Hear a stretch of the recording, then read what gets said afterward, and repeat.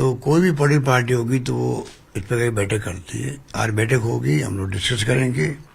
और हमारा मानना है कि, मेरा मानना है कि टोटली जो ये देश को चला रहे हैं जिस रूप में, वो बहुत खतरनाक है। आज देश को एक रखा, अखंड रखा, इनका रास्ता मजबूती का रास्ता नहीं देश के लिए। मेरा मानना है दबाव में है, मीडिया भी दबाव में है, income tax, ED, CBI, judiciary, election commission.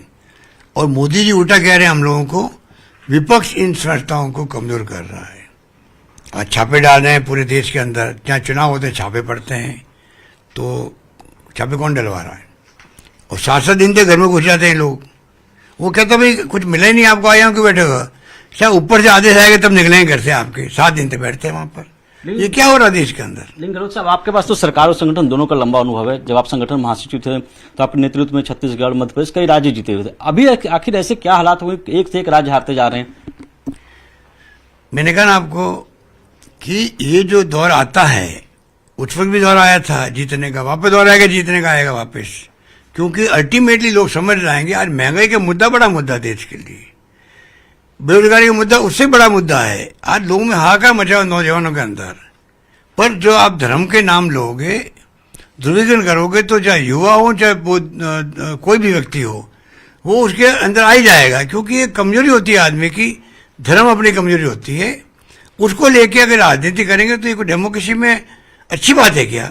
Democracy में तो आप सभी धर्म, सभी जाति, सभी वर्गों को लेके चलो साथ में, हिंदू भी, मुस्लिम भी, सिख भी, ईसाई भी, फारसी भी, जैन भी, साथ लेके चलो। ये नहीं चलना चाहते हैं लोग। लेकिन सर, पार्टी के अंदर भी तो नेतृत्व को लेकर सवाल खड़े किए। जैसे एक गुट बन गया, G23 का एक सो कॉल्ड गुट बन गया, उनकी तरफ से कहा जा रहा है कि नेतृत्व भी जो है, नेतृत्व को बदलने की जरूरत है। मेरी दृष्टि के अंदर कोई भी लीडरशिप को लेके कोई शिकायत नहीं, ना सोनिया गांधी जी से, ना राहुल गांधी जी से। सब चाहते हैं कि इनके नेतृत्व में पार्टी एकजुट है, एकजुट रहेगी, एकजुट रही आज तक। किसने कहा था सोनिया गांधी जी को जब पार्टी में लाए गए, अध्यक्ष बनाया गया, तो उन्होंने थोड़ी कहा मुझे बनाओ। कांग्रेस ने कहा कि अगर कांग्रेस को देश में मजबूत करना है, बचाना है, तो ये परिवार ही बचा सकता है। क्योंकि पूरे देशवासियों का, सभी धर्म के लोगों का, सभी जातियों का, सभी वर्गों का, सभी भाषा बोलने वालों का, क्षेत्र वालों का, ये कांग्रेस हर गांव में है देश के अंदर, 5 लाख गांव में है, हर घर में है। तो सब जानते हैं ये परिवार हमारे साथ न्याय करेगा, ये विश्वास होता है। विश्वास के आधार पर ये परिवार चल रहा है। और क्या कारण है? 30 साल से परिवार का कोई व्यक्ति ना प्रधानमंत्री बना और ना बनाए मुख्यमंत्री, ना मंत्री बनाए। तब भी परिवार को लोग क्यों मान रहे हैं? ये बात कॉमन सेंस की बात है, तब भी लोग सवाल उठाते रहते हैं, क्या मतलब है? और बिना पद के आप एक संगठन चला रहे हो। कौन सा संगठन देश के अंदर है, पॉलिटिकल पार्टी, रीजनल हो या नेशनल हो, जो बिना पद के भी चलाने के तैयार हो? चला रहे हैं और चल रही है, चलती रहेगी आगे भी। तो कोई भ्रम नहीं है, इनके नेतृत्व में पार्टी चलेगी। और मैं समझता हूँ आप देखेंगे शाम को क्या होता है। एक आखिरी सवाल है सर, जिस तरह से आम आदमी पार्टी ने पंजाब में प्रचंड बहुमत जीता, आने वाले दिनों में राजस्थान में भी चुनाव होने वाले, सब चुनौती के तौर पर देखते हैं आम आदमी पार्टी को राजस्थान के अंदर? देखिए, हमारी पार्टी ज्यादा ही फैल रही है, ज्यादा ही फैल रही है। ठीक है, वो जीत गए हैं पंजाब के अंदर, हमारी कमजोरी से जीते हैं, हमारी कमजोरी से जीते हैं।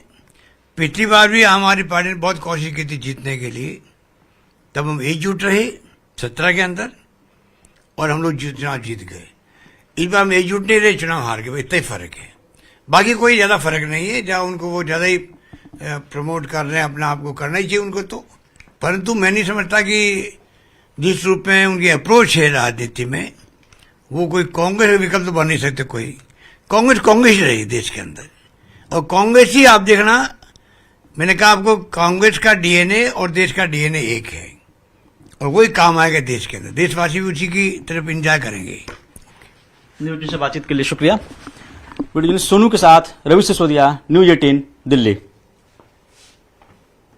Thank you sir.